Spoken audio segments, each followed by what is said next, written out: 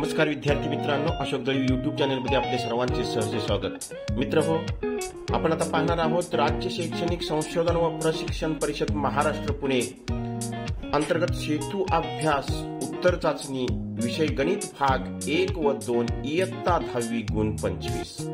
चला तर पाहूया मग या उत्तर चाचणीतील पहिला प्रश्न काय दिलेला आहे पहा। प्रश्न पहिला, खालील बहुपर्यायी प्रश्नांच्या दिलेल्या उत्तरांपैकी अचूक पर्याय निवडून त्याचे वर्णाक्षर लिही म्हणून सांगितलेलं आहे। हा 4 गुणासाठी प्रश्न आहे, म्हणजे एकूण आपल्याला 4 उपप्रश्न दिलेले आहेत आणि या 4 उपप्रश्नासाठी 4 गुण आहेत, म्हणजे प्रत्येकी 1 गुणासाठी प्रश्न आहे। तर पहिला उपप्रश्न बघा, m वर्ग वजा 16n चा वर्ग या बहुपदीचे अवयव ... आहेत। आता m वर्ग वजा 16n वर्ग ही जर राशी आपण a चा वर्ग वजा b चा वर्ग याच्यामध्ये रूपांतरित केली तर कशी मिळणार? m चा वर्ग वजा 4n वर्ग। मग पहिल्या कंसामध्ये m वजा 4n गुणिले दुसऱ्या कंसामध्ये m अधिक 4n। मग ते जे उत्तर आहे ते आपल्याला पर्याय बी मध्ये पाहायला मिळतं। म्हणजे उत्तर काय येतं आपल्याला येतं या ठिकाणी, तर पहिल्याचं बी हा पर्याय मिळतो। पाहूया आपण आता पुढचं उदाहरण। उदाहरण क्रमांक 2, 12x अधिक 13y बरोबर 26 आणि 13x अधिक 12y बरोबर 24 असेल तर x अधिक y ची किंमत किती असेल? या ठिकाणी पहिल्या समीकरणातील x चा सहगुणक आहे तो दुसऱ्या समीकरणात y चा आहे। पहिल्या समीकरणात y चा सहगुणक आहे तो दुसऱ्या समीकरणामध्ये x चा सहगुणक आहे। अशा वेळेला दोघांची बेरीज करायची। बेरीज म्हणजे दोन्ही चलांची बेरजेची किंमत आपल्याला हवी असेल तर दोघांची बेरीज करायची। 12x अधिक 13x म्हणजे 25x, 13y अधिक 12y म्हणजेच 25y, 25x अधिक 25y बरोबर 26 अधिक 24 म्हणजे 50। ओके, म्हणजे डाव्या बाजूला आपल्याला 25 कॉमन निघेल आणि उजव्या बाजूला ते गेल्यानंतर छेदात जाईल आणि भागल्यानंतर आपल्याला 2 मिळेल, म्हणजे x अधिक y ची किंमत आपल्याला 2 मिळते, म्हणजेच पर्याय मिळतो या ठिकाणी आपल्याला बी। त्याच्यानंतर दिलेला तिसरा जो उपप्रश्न आहे तो आता आपण पाहूया। 2 समांतर रेषांना एका छेदिकेने छेदले असता तयार होणाऱ्या कोनांपैकी एका कोनाचे माप 70 अंश असेल तर त्याच्या व्युत्क्रम कोनांचे माप ... असेल। बघा, 2 समांतर रेषांना एका छेदिकेने छेदले असता तयार होणाऱ्या व्युत्क्रम कोनांच्या जोड्या एकरूप असतात। ओके, मग या ठिकाणी एका कोनाचं माप 70 आहे म्हणजे दुसऱ्या कोनाचं माप किती असणार आहे? 70च, म्हणजे या ठिकाणी पर्याय मिळतो आपल्याला डी। ओके, त्याच्यानंतर चौथा उपप्रश्न काय दिलेला आहे पहा। x अक्षाला समांतर व y अक्षाच्या खाली 5 एकक अंतरावर असणाऱ्या रेषेचे समीकरण ... आहे। आता x अक्ष आडवा असतो, त्याला समांतर असणारी रेषा काढली आणि ती रेषा y अक्षाच्या खाली 5 एकक अंतरावरती, मग खाली म्हणल्यानंतर ऋण संख्या येतात म्हणजे -5 या संख्येतून ती रेषा जाते आणि x अक्षाला समांतर असते। म्हणजेच त्या रेषेचं समीकरण काय मिळणार आपल्याला? y बरोबर -5। y बरोबर -5 या ठिकाणी सी हा पर्याय आहे, म्हणजे याचं उत्तर आपल्याला मिळतं सी उत्तर। ओके, सी पर्याय मिळतो।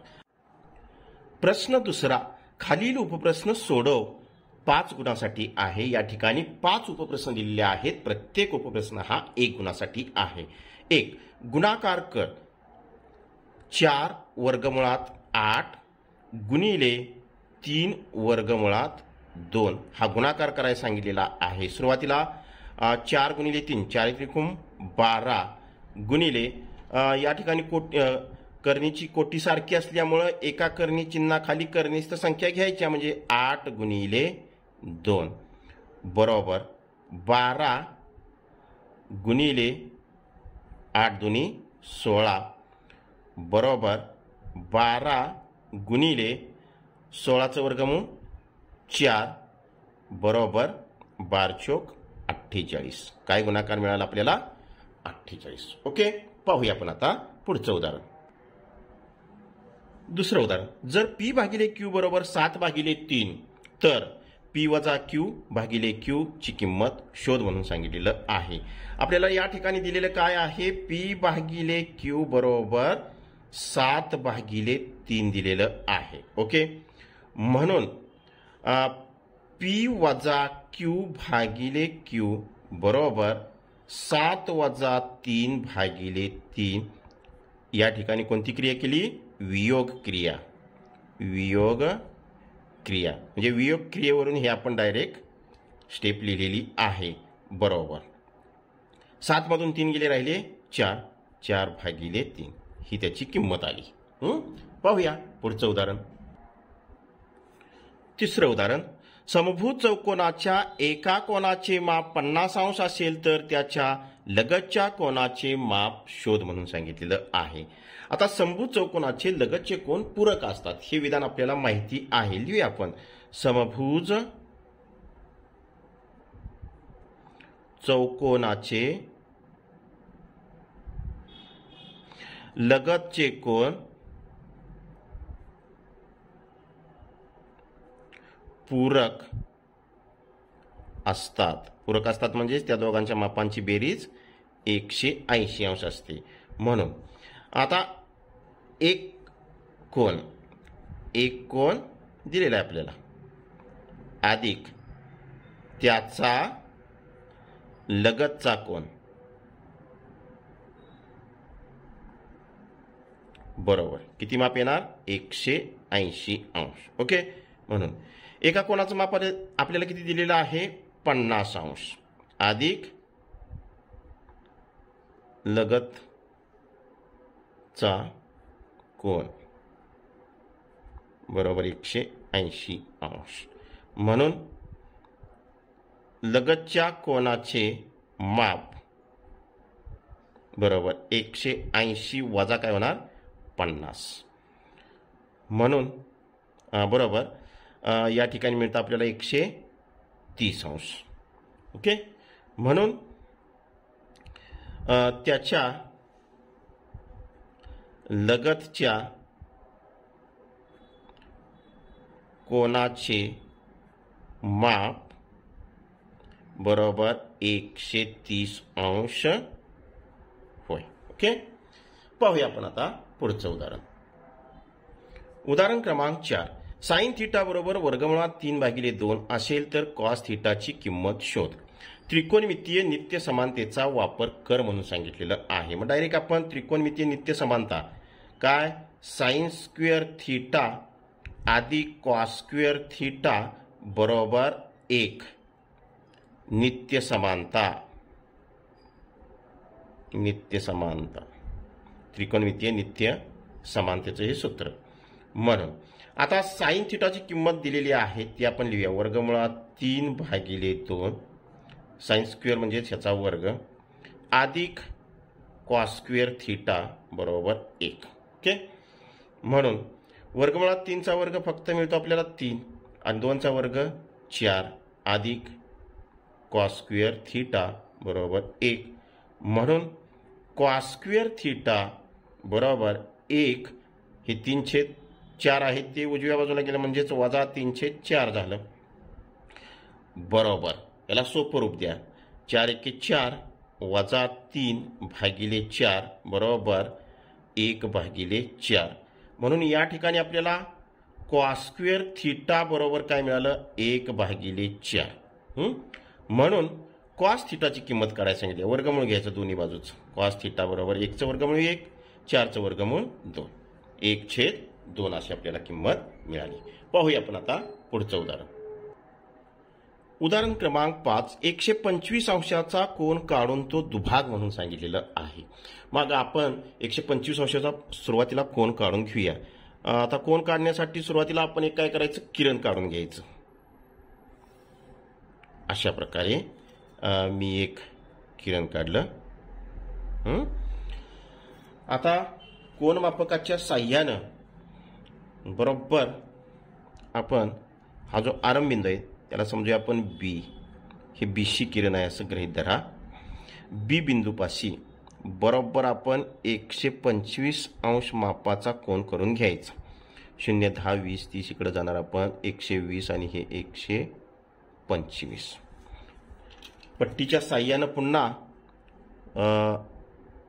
बी बिंदू आणि मिळालेला बिंदू याच्यातनं जाणार एक किरण असं आखून घ्यायचं. इथं आपण ए नाव देऊया. म्हणजे कोन ABC हा बरोबर किती मापाचा झाला? 125 अंशाचा. आता तो दुभागाय सांगितलेला आहे.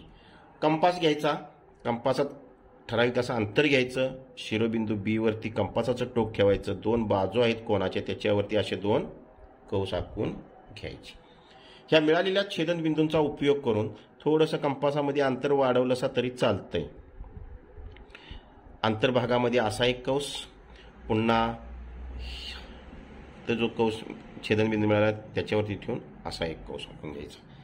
या ठिकाणी आपल्याला जो छेदनबिंदू मिळाला, हा मिळालेला छेदनबिंदू आणि बी बिंदू याच्यातून जाणारा जर आपण असा किरण काढला तर तो बरोबर ह्या कोणाचं दोन एकरूप भागामध्ये विभाजन करतो. ओके, तर अशा प्रकारे हा प्रश्न क्रमांक 2 होता, तो या ठिकाणी संपलेला आहे. लगेचच पाहूया आपण आता पुढचा प्रश्न. प्रश्न 3. खालील उपप्रश्न सोडव 10 गुणासाठी आहे. याच्यामध्ये आपल्याला एकूण 5 उपप्रश्न दिलेले आहेत. प्रत्येक उपप्रश्न हा 2 गुणासाठी आहे. त्याच्यातला पहिला उपप्रश्न पाहूया. तुषारने एका दुकानात 316 रुपयांचे कापड खरेदी केले. त्यावर त्याला %25 सूट मिळाली, तर त्याला ते कापड किती रुपयांना मिळाले हे आपल्याला काढायला सांगितलेलं आहे. सुरुवातीला आपण सूट काढून घेऊया. सूट बरोबर किती? 316च्या शेकडा किती? 25 एवढी सूट दिलेली आहे दुकानदाराने. म्हणजेच काय होणार? 316 गुणिले 25%. शेकडा 25 म्हणजे 25%. म्हणजेच 316 गुणिले 25% म्हणजेच 25 भागिले 100. ओके, बरोबर. 316 गुणिले 25 × 25 25 चोक 100 म्हणजेच 1/4 मिळतं आपल्याला. बरोबर. आता 4 ने याला भागल्यानंतर आपल्याला काय मिळणार बघा? 4 7 28 बरोबर. 8 आणि 3 11, 3 राहिलं त्याच्यावर 6, पुन्हा 4 9 36 म्हणजे सूट किती मिळाली? 79 रुपये मिळाली. ओके, मग आता सूट 79 रुपये मिळाली म्हणजेच ती वस्तू तुषारला कितीला मिळाली ते आपल्याला काढायचं आहे. म्हणून कापडाची दिलेली रक्कम तुषारनं. ओके, बरोबर. काय? छापील किंमत वजा सूट. छापील किंमत वजा सूट. ओके, तर आता छापील किंमत आपल्याकडे आहे. किती आहे ती? तर 316. 316 वजा सूट किती आहे? 79. बरोबर. आता 316 मधून 79 गेले, 237 राहिले. 237 म्हणून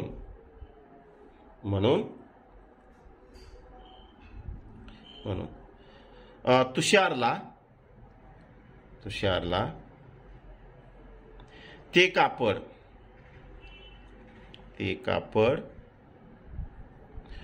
237 रुपयांना मिळाले. किती रुपयांना मिळाले? 237 रुपयांना. ओके, पाहूया आपण आता पुढचं उदाहरण. उदाहरण क्रमांक 2. 5, 6, x, 9 आणि 13 यांचा अंकगणितीय मध्य 8 असेल तर x ची किंमत शोधा, असं आपल्याला उदाहरण दिलेलं आहे. आपल्याला मध्य काढण्याचं सूत्र माहिती आहे. काय हो? तर मध्य बरोबर सर्व प्राप्तांकांची बेरीज भागिले एकूण प्राप्तांकांची संख्या. ते आपण सूत्र लिहूया. मध्य बरोबर सर्व प्राप्तांकांची बेरीज याला पूर्ण भागिले एकूण प्राप्तांकांची संख्या. एकूण प्राप्तांकांची संख्या हे सूत्र आपल्याकडे आहे. बरोबर. आता सर्व प्राप्तांकांची बेरीज म्हणजे 5 + 6 अधिक x अधिक 9 अधिक 13 याला पूर्ण भागिले एकूण प्राप्तांक किती आहेत 1 2 3 4 आणि 5 आणि मध्य किती दिलेला आहे 8. ओके, म्हणून 8 बरोबर 7 5 11 आणि 9 20 सण 30 आणि 3 33. ओके, 33 अधिक x भागिले किती आहे 5. आता 5 न इकडे तिरकस गुणाकार करा म्हणून 8 पंचे 40 बरोबर 33 अधिक x म्हणून x बरोबर काय होणार 40 वजा 33 आणि म्हणूनच x बरोबर 40 मधून 33 गेले राहिले 7. या ठिकाणी आपल्याला x ची किंमत किती मिळाली 7. ओके, पाहूया आपण आता पुढचं उदाहरण. उदाहरण क्रमांक 3. P केंद्र व 13 सेमी त्रिज्या असलेल्या वर्तुळात जीवा AB लंब PQ असून लांबी AB बरोबर 24 सेंटीमीटर असल्यास जीवेचे वर्तुळ केंद्रापासूनचे अंतर शोध म्हणून सांगितलेलं आहे. याच्यासाठी सुरुवातीला आपण काय करूया एक आकृती काढून घेऊया. इथं आपण आता ही आकृती काढलेली आहे. P हा केंद्र असणारं वर्तुळ काढलेलं आहे. जीवा AB आहे. त्या जीवा AB ला रेख PQ लंब आहे आणि वर्तुळाची त्रिज्या 13 सेंटीमीटर आहे याचा उल्लेख या ठिकाणी आपण केलेला आहे. आता आपण आकृतीमध्ये जे दिसतंय ते आपण लिहूया. रेख PQ लंब जीवा कोणती AB बरोबर. म्हणूनच Q बिंदू हा काय आहे जीवा AB चा मध्यबिंदू आहे. म्हणून Q बिंदू हा जीवा AB चा मध्यबिंदू आहे. ओके, म्हणून AQ बरोबर QB बरोबर हाफ AB बरोबर 1/2 गुणिले AB चा अंतर किती आपल्याला दिलेला आहे 24 बरोबर 24 भागिले 2 म्हणजे किती 12 सेमी. ओके, म्हणजे AQ हे 12 मिळालं आणि QB पण किती मिळालं 12 मिळालं. आता त्रिकोण PQA किंवा APQ याचा आपण विचार करूया. हा कसला त्रिकोण आहे काटकोन त्रिकोण आहे. ओके, आता काटकोन त्रिकोण PAQ मध्ये हा काटकोन त्रिकोण आहे त्याच्यामध्ये आता आपण पायथागोरसचा सिद्धांत वापरायचा. काय होणार तर PA चा वर्ग बरोबर PQ चा वर्ग अधिक AQ चा वर्ग बरोबर. हा या ठिकाणी PA किती दिलेला आहे आपल्याला 13 चा वर्ग बरोबर PQ काढायचा आहे अधिक AQ किती आहे 12 आहे 12 चा वर्ग. ओके, म्हणून 13 चा वर्ग 169 बरोबर PQ चा वर्ग अधिक 12 चा वर्ग 144 म्हणून PQ चा वर्ग बरोबर 169 वजा 144 बरोबर किती येणार आहे 169 मधून 144 किती राहिले 25 राहिले किती 25. म्हणून PQ बरोबर आपल्याला लिहायचं आहे आता. म्हणून PQ बरोबर वर्गमूळ घ्यायचं दोन्ही बाजूचं 25 वर्गमूळ 5 सेंटीमीटर. ओके, मग आपण एक विधान द्यायचं या ठिकाणी काय म्हणून जीवेचे वर्तुळ केंद्रापासूनचे अंतर किती आहे हे आपल्याला 5 सेंटीमीटर आहे असं आपल्याला मिळतं. ओके, हे झालं उदाहरण. याच्यानंतर पाहूया आपण आता पुढचं उदाहरण. उदाहरण क्रमांक 4. 10 सेमी त्रिज्या व 7 सेमी लंब उंची असलेल्या वृत्तचित्ती आकाराच्या भांड्याची धारकता किती असेल असं आपल्याला उदाहरण दिलेलं आहे. आता या ठिकाणी आपण सूत्र लिहूया. वृत्तचित्ती आकाराच्या भांड्याची धारकता म्हणजेच काय तर वृत्तचित्तीचे घनफळ, वृत्तचित्तीचे घनफळ। मग वृत्तचित्ती घनफळाचं सूत्र काय पाय आर वर्ग एच। ओके बरोबर। आता पायची किंमत दिलेली नाही म्हटल्यानंतर 22/7 घ्यायची गुणिले त्रिज्या, त्रिज्या किती आहे 7 सेंटीमीटर, किती आहे 10 सेमी त्रिज्या आहे, मग त्रिज्येचा वर्ग म्हणजे 10चा वर्ग गुणिले लंब उंची किती आहे 7 आहे बरोबर। 22/7 गुणिले 10चा वर्ग 100 गुणिले 7, हे 7 ह्या 7ला निघून गेले बरोबर। हा गुणाकार 100 गुणिले 22 म्हणजेच 2200 घन सेंटीमीटर, घन सेंटीमीटर। म्हणजे त्या भांड्याची धारकता किती आहे वृत्तचित्ती आकाराच्या भांड्याची धारकता 2200 घन सेंटीमीटर। ओके पाहूया आपण आता पुढचं उदाहरण। उदाहरण क्रमांक 5, आकृतीमधील त्रिकोण PQR मध्ये कोन P 30 अंशाचा, हा कोन P किती दिलेला आहे आपल्याला 30 अंशाचा, कोन R 60 अंश, याचं माप 60 अंश असून कर्ण PR ची लांबी 8 असल्यास बाजू PQ आणि बाजू QR ची लांबी शोधा। PQ आणि QR आपल्याला काढायला सांगितलेली आहे। सुरुवातीला निरीक्षण केलं तर हा त्रिकोण आपल्याला 30 अंश 60 अंश 90 अंश मापाचा मिळतो, ते आपण लिहूया। त्रिकोण PQR हा 30 अंश 60 अंश 90 अंश मापाचा आहे। ओके मग 30 अंश 60 अंश 90 अंश मापाच्या त्रिकोणाच्या बाबतीत असणारे गुणधर्म आपल्याला सर्व माहिती आहेत। QR बरोबर कर्णाच्या निम्मी 1/2 गुणिले कर्ण PR, याचं कारण लिहूया आपण 30 अंश कोनासमोरील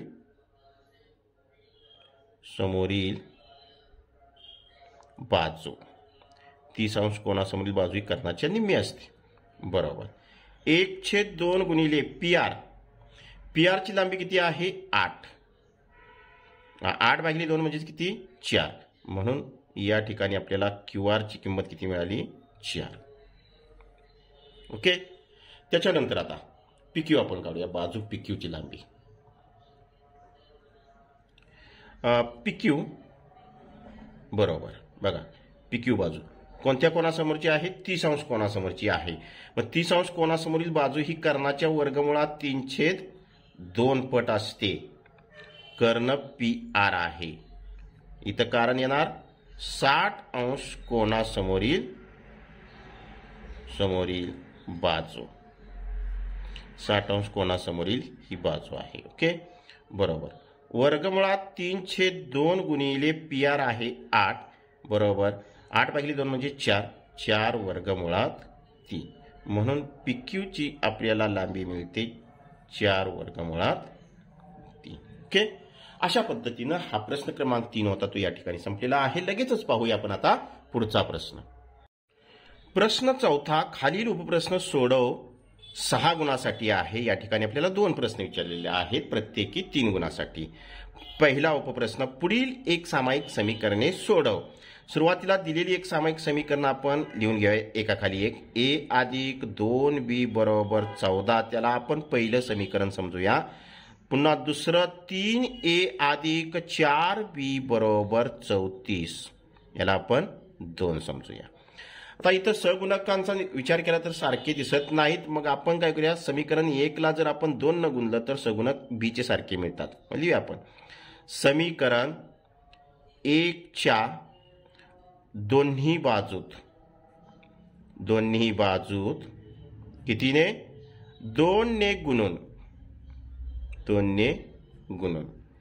काय होणार 2a अधिक b दुनी 4b बरोबर 14 दुनी 28 असं आपल्याला हे तिसरं समीकरण मिळतं। आता दुसऱ्या आणि तिसऱ्या समीकरणाचा विचार करा। समीकरण 2 मधून समीकरण 3 आता वजा करूया। समीकरण 2 मधून समीकरण 3 वजा करू। ओके, मग आता या ठिकाणी दुसरं समीकरण अगोदर लिहून घ्यायचं। 3a अधिक 4b बरोबर 34। त्याच्या खाली तिसरं समीकरण 2a अधिक 4b बरोबर 28। आडवी रेघ मारायची आणि त्याच्यानंतर वजाबाकी करायची म्हटल्यानंतर खाली असणाऱ्या सगळ्या पदांची चिन्ह बदलायची। बरोबर 34 मधून 8 गेले, राहिले किती 6। हे 4b ह्या वजा 4b ला निघून गेले। 3a मधून 2a गेले, राहिले किती a। म्हणून आपल्याला a ची किंमत या ठिकाणी मिळाली 6। a ची किती किंमत मिळाली 6। आता ही a ची मिळालेली किंमत आपण सोपं समीकरण कोणतं आहे 1 त्याच्यामध्ये ठेवूया। चल a ची किंमत समीकरण 1 मध्ये ठेवू। 1 मध्ये ठेवू। पहिलं समीकरण उतरून घ्यायचं। काय आहे a अधिक 2b बरोबर 14। हे उतरून घेतल्यानंतर त्याच्यामध्ये आता a ची किंमत किती आहे 6 ती ठेवायची। म्हणून 6 अधिक 2b बरोबर 14। म्हणून 2b बरोबर 14 वजा 6 म्हणून 2b बरोबर 8। म्हणूनच b बरोबर काय होणार 8 भागिले 2 म्हणून b बरोबर 4। b ची किंमत किती मिळाली आपल्याला 4। म्हणून उक्कल बरोबर a, b बरोबर a ची किंमत आपल्याला 6 मिळाली, b ची किंमत 4, 6, 4। ओके, असं हे चौथ्या प्रश्नाचं पहिलं उदाहरण संपलेलं आहे। पाहूया आपण आता पुढचं उदाहरण। उदाहरण क्रमांक 2 त्रिकोण PMN असा काढ की लांबी MN बरोबर 5.7 सेंटीमीटर, माप कोन M बरोबर 65 अंश आणि माप कोन P बरोबर 60 अंश अशा मापाचा आपल्याला त्रिकोण काढायला सांगितलेला आहे। सुरुवातीला आपण काढून घेऊया कच्ची आकृती। त्रिकोण PMN ची कच्ची आकृती या ठिकाणी काढलेली आहे। दिलेली जी माप आहे ती या ठिकाणी लिहिलेली आहेत। MN लांबी MN 5.7 सेंटीमीटर, कोन M चं माप 65 अंश दिलेलं आहे ते लिहिलेलं आहे, कोन P चं माप 60 अंश लिहिलेलं आहे। तर या ठिकाणी एक बाजू आणि 2 कोन दिले असतात त्रिकोणाची रचना करणे, याच्यावरती आधारित हे उदाहरण आहे। पण जी बाजू दिलेली आहे MN त्याच्याशी संबंधित असणारा एकच कोन दिलेला आहे, मात्र दुसराही कोन आपल्याला माहिती असणं गरजेचं आहे। तो सुरुवातीला आपण काय करूया काढून घेऊया। आता त्रिकोणाच्या तिन्ही कोनांच्या मापांची बेरीज 180 अंश असते हे आपल्याला माहिती आहे। मग काय होणार कोन P अधिक कोन M अधिक कोन N बरोबर 180 अंश हे आपल्याला माहिती आहे। म्हणून कोन P चं माप किती आहे 60 अंश, M चं माप आहे 65 अंश अधिक कोन N आपल्याला काढायचा आहे 180 अंश। म्हणून आता या ठिकाणी 60 अंश आणि 65 अंश म्हणजे किती मिळालं आपल्याला 125 अंश अधिक कोन N बरोबर 180 अंश। म्हणून कोन N बरोबर 180 वजा 125 म्हणून कोन N बरोबर या ठिकाणी आपल्याला मिळतं 55 अंश। कोन N चं माप किती आपल्याला मिळालं 55 अंश।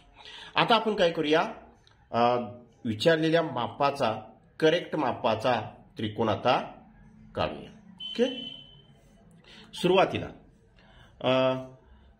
MN बाजू किती दिली आहे 5.7 सेंटीमीटर लांबीची, ती आपण काय करूया काढून घेऊया। बरोबर पट्टीच्या साह्यानं 5.7 सेंटीमीटर लांबीचा हा MN रेषाखंड MN ही आपली बाजू 5.7 सेंटीमीटर लांबीची झाली. ओके, आता काय करायचं तर यम कोण दिलेला आहे तो किती अंशाचा आहे 65 अंशाचा आहे. 65 अंशाचा बरोबर इथं 60 आणि 5 65 इथं मिळतो आपल्याला बिंदू तो. आता मिळालेला बिंदू आणि यम बिंदू याच्यातून जाणारा काय करायचा आपण एक अशा पद्धतीनं किरण आखून घ्यायचं. इथं माप आहे 65 अंश. त्याच्यानंतर यन कोणाचा आपल्याला माप मिळालेला आहे ते किती 55 अंश. आता यन बिंदूपाशी बरोबर आपण काय करायचं 55 अंश माप घ्यायचं. 50 आणि हे 5 55.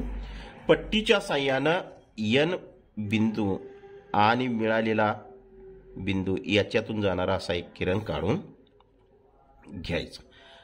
हे काढलेले दोन्ही किरण एकमेकांना या बिंदूमध्ये छेदतात. तो झाला आपला पी बिंदू. या ठिकाणी आपण 55 अंश माप काढलेलं होतं त्या मापातला कोण आहे. आता पी बिंदूपाशी किती अंशाचा कोण झाला पाहिजे 60 अंशाचा. बघा बरं 60 अंशाचा होतोय की नाही. तर या ठिकाणी जर आपण असा कोण मापक ठेवला तर अगदी करेक्ट 60 अंश मापाचा कोण या ठिकाणी मिळालेला आहे. ते त्या ठिकाणी आपण आता लिहूया 60 अंश.